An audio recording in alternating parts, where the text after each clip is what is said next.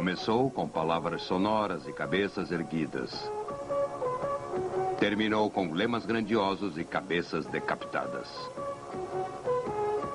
Ela veio para trazer a igualdade e liberdade, mas em vez disso, trouxe a ditadura e a nova hierarquia de um império grande e poderoso. A Revolução Francesa, neste episódio de A Tradição Ocidental.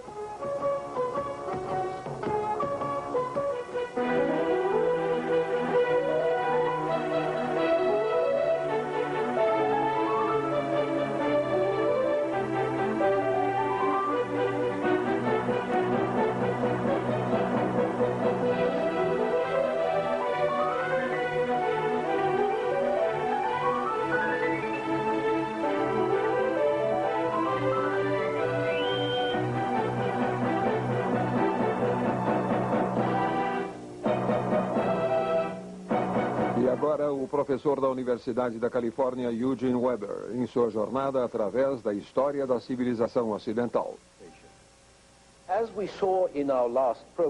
Como vimos no nosso último programa, a Revolução Francesa foi uma época fascinante, porque tudo parecia possível. Um poeta inglês de apenas 21 anos, William Wordsworth, foi para a França em 1791. Ele apaixona-se por uma jovem. Apaixona-se pelo amor, pela França, pela Revolução. E diz o seguinte sobre ela. A alegria existia naquele amanhecer por estar vivo. Mas, sendo jovem, era o próprio paraíso. Oh, tempos em que os costumes escassos e insípidos, a lei e o estatuto, tomaram de uma vez a atração de um país em romance. Era um conto de fadas, uma terra de romance. Mas havia mais que romance. Havia o iluminismo em ação. Havia uma história em andamento. A Revolução aperfeiçoou o que gerações de reis e ministros reais trabalharam tanto para alcançar e jamais conseguiram atingir. A Revolução centralizou a França, aboliu as leis particulares, privilégios particulares, a servidão pessoal, acabando com instituições diferentes em províncias diferentes. Acabando com barreiras de alfândegas internas entre províncias que bloqueavam a circulação de pessoas e mercadorias. A Revolução estabeleceu uma lei, um sistema de justiça, uma administração, uma burocracia, um conjunto de direitos e deveres para toda a França, o que abrange todos os franceses, porque o precedente romano não dava às mulheres um status digno. Então, enfim, com alguma moderação, a razão estava no poder, ou ao menos era o que parecia. A razão deu a métrica da psicólogos e o direito masculino ao voto. 4. Aboliu linguagens e dialetos locais como o flamengo, o bretão e o basco, e substituiu-os por um idioma nacional, o francês, que deveria ser ensinado nas escolas para todas as crianças, não apenas para uns poucos privilegiados.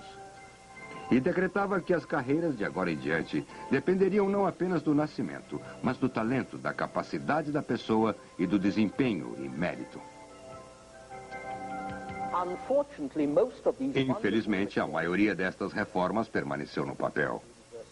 O sufrágio universal, a educação pública, a generalização do idioma francês e do sistema métrico iriam esperar mais 100 anos. As reformas que funcionaram, no entanto, causaram um grande problema.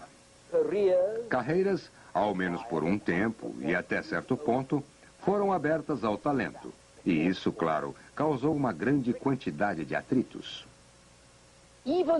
Mais complicado ainda foi o problema da reforma religiosa. Apesar de que a Revolução não fosse contra a religião como tal, reparou-se que o domingo havia desaparecido do novo calendário.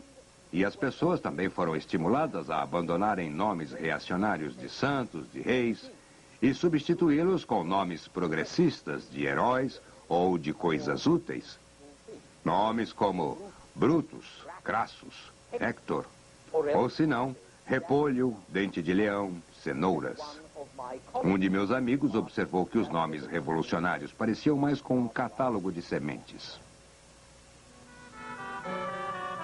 Além do mais, a revolução representava a tolerância religiosa. Retirou restrições contra párias, como os atores ou carrascos públicos. E o que é mais importante, ela emancipou os protestantes e os judeus.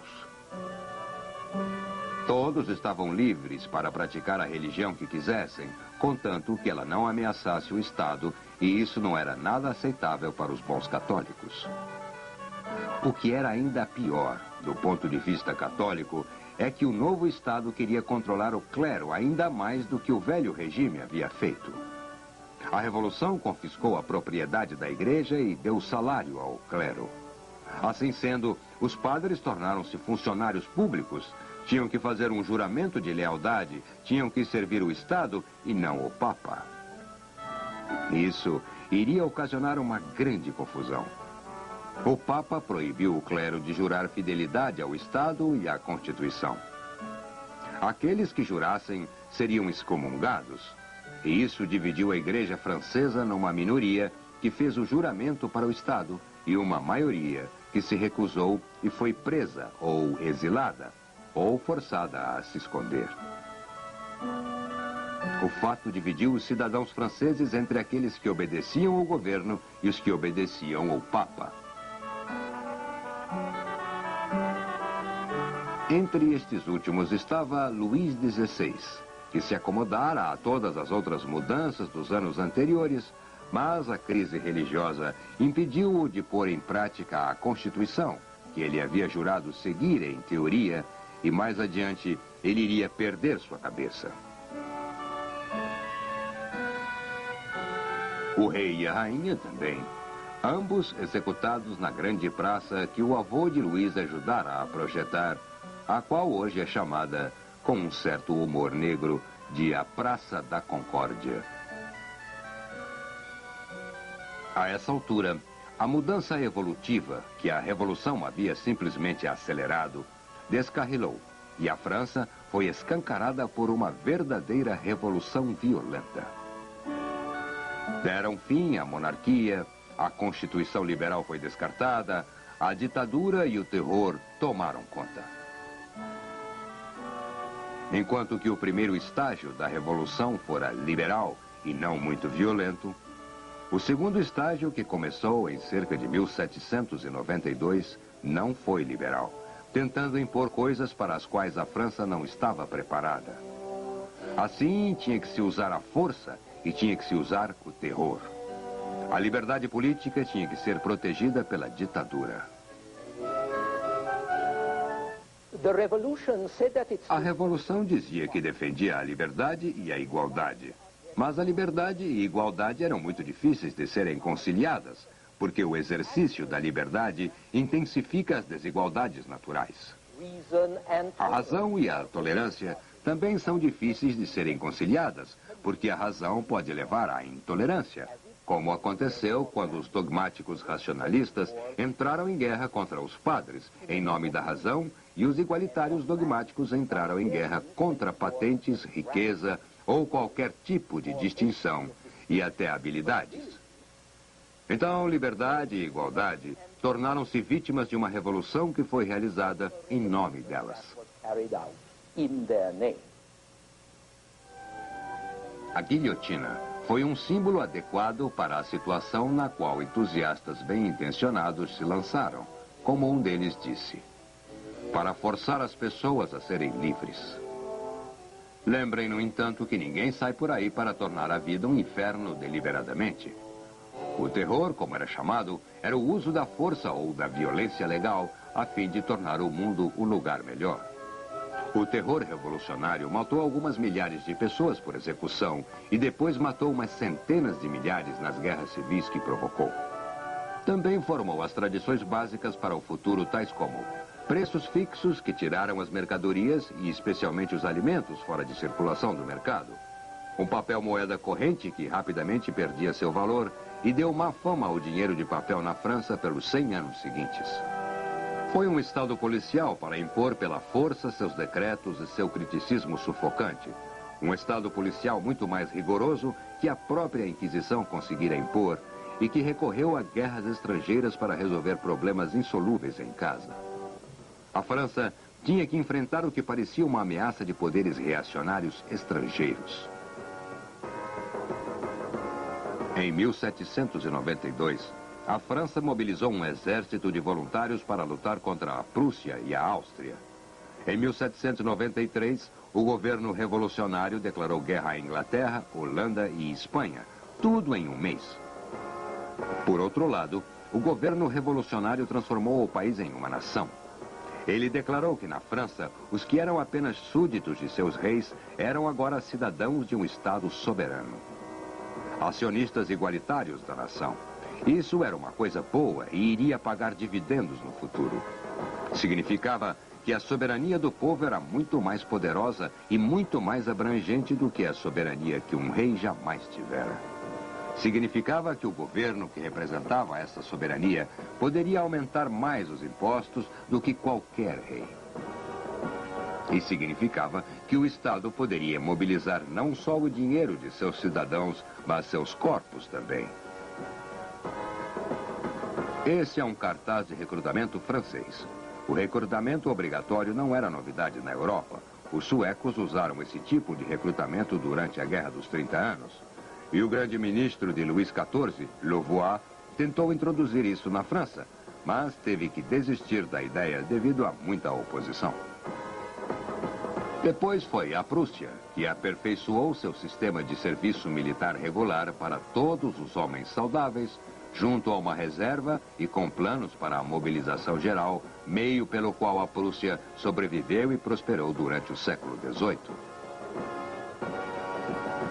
Em 1789, tinha quase 200 mil homens sob armas, enquanto que o rei da França só podia contar com 180 mil, apesar de a França ser muito maior.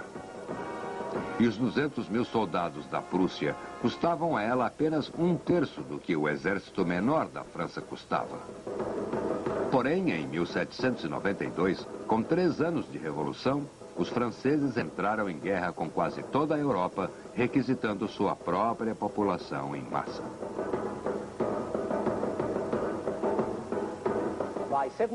Em 1794, o exército francês era de quase 1 milhão, 5 vezes mais que era 3 anos antes, e uma nova era começara na história militar, que podemos com certa justiça chamar de a Era de Pólvora. A formação militar básica do velho regime era uma longa fila de soldados treinados. 1, 2, 3 filas. A formação militar básica do novo regime seria a coluna. Uma coisa maciça, bem adaptada para um bando de soldados mal treinados que tinha que ficar juntos sob fogo. Tudo era bem compreensível, mas o fato é que nenhum general do velho regime teria sonhado em jogar seus homens em pesadas colunas como essa, sob fogo inimigo. A fina fila não produziu resultados decisivos, mas poupava homens. Homens que eram difíceis de conseguir e caros de recrutar e treinar. Mas os generais da Revolução e mais tarde do Império Napoleônico usavam seus homens sem contar as baixas. Eles sabiam que o Estado poderia sempre conseguir mais deles, porque viam toda a nação francesa como um reservatório. Um reservatório que era grátis. É possível que os massacres em larga escala que se seguiram estiveram sempre ligados ao renascimento da ideia de guerra total, uma ideia que o século XVIII havia esquecido. As dificuldades de 1793 produziram não apenas a mobilização dos homens, mas, como já foi dito, a mobilização de civis de todas as idades e sexos e a tentativa de controlar os recursos nacionais, de um modo que jamais havia sido visto antes. A diferença entre a guerra total que os franceses inventaram de modo casual em 1790 e a guerra total que tememos hoje nos anos 90, apesar de ser grande, é só uma questão de grau. E de novo, observamos o curioso paradoxo de que algo que começou tão esperançosamente e com intenções tão boas como a Revolução Francesa produzisse resultados tão extraordinários e aterrorizantes. As vitórias de generais revolucionários, por exemplo, eram facilitadas pelo fato de que eles abandonaram todas as regras e inibições aceitas, convenções de guerra, tal como uma guerra era concebida no século XVIII. E isso fez com que a guerra piorasse muito. As guerras destrutivas do século XVII levaram à criação de um sistema de guerra limitada no século XVIII. Formalizando a conduta de guerra, limitando sua destrutividade tanto para os soldados como para os civis. Mas os generais franceses agora o abandonaram. Primeiro, por necessidade, estavam lutando contra todos de uma vez e não tinham tempo para gentilezas. E também porque não ligavam para a ordem estabelecida, nem para o código estabelecido pelos inimigos. Eles violavam fronteiras, fomentavam revoluções, promoviam rápidas retiradas e movimentos. Ao ignorar todas as convenções boas e confortáveis, reintroduziram as velhas práticas impiedosas para o uso corrente e, eventualmente, seus inimigos as adotaram também.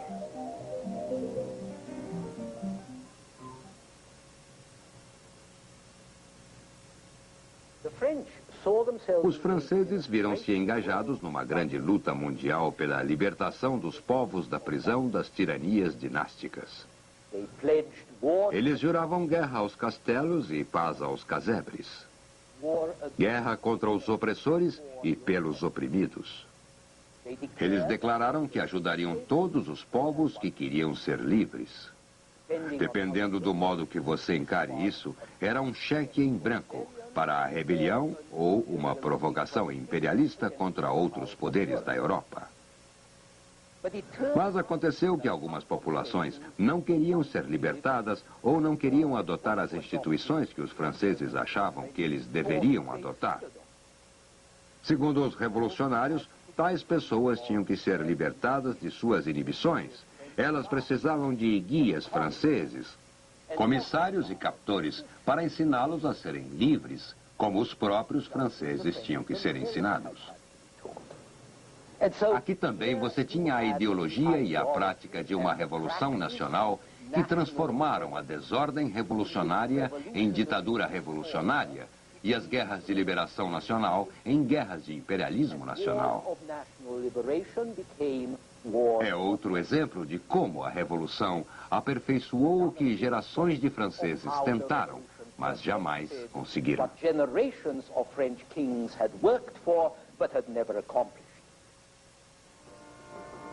Tudo isso culminou na liderança de um ditador genial, um grande general e um grande administrador, Napoleão Bonaparte.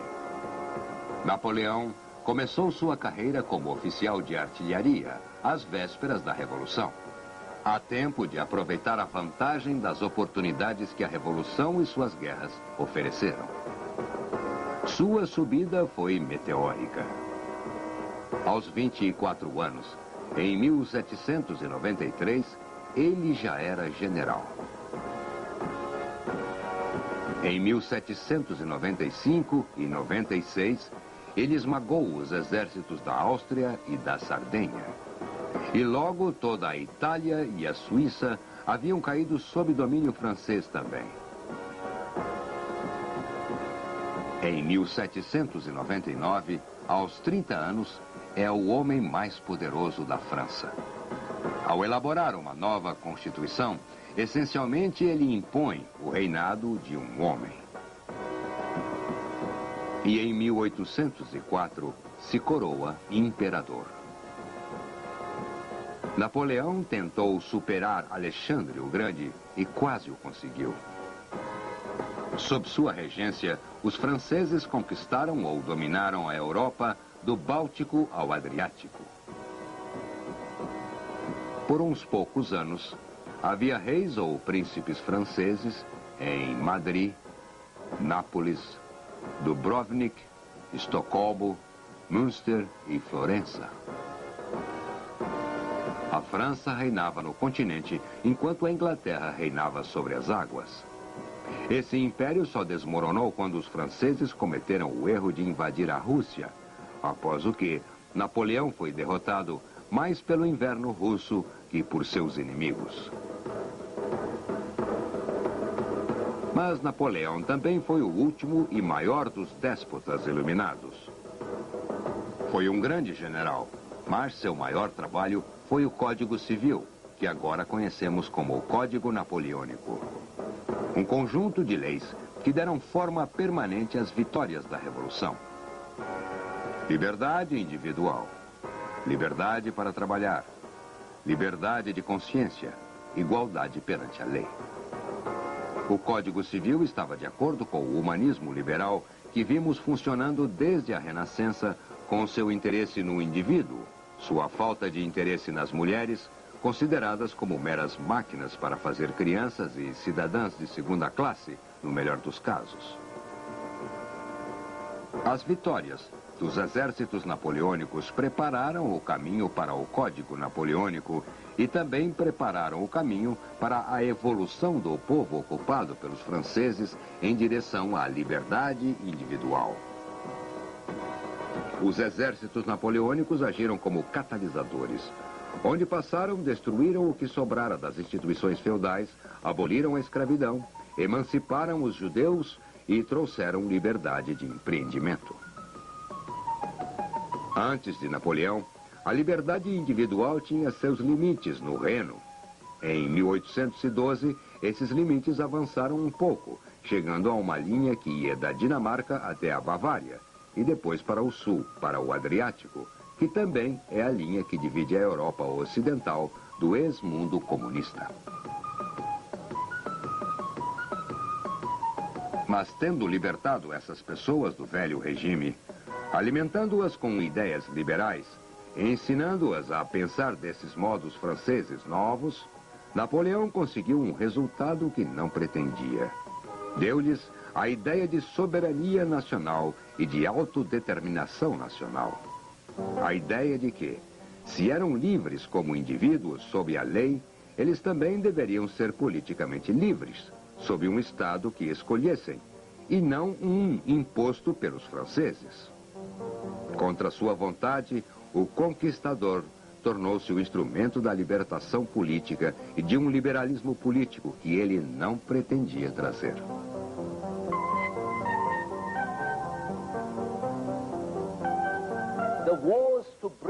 As guerras que deveriam trazer ajuda fraterna trouxeram ocupação. Mas é óbvio que nem a Revolução, nem suas guerras, com as toneladas de carne humana que desperdiçaram, nenhuma delas foi totalmente em vão. Elas propagaram as ideias modernas de sufrágio nacional. Elas proclamaram que todos os homens têm direitos. As mulheres, infelizmente, levaram mais tempo para isso. E na França, lar do Código Napoleônico, muito mais tempo ainda. Elas prepararam o caminho para que as classes mais baixas entrassem na vida política.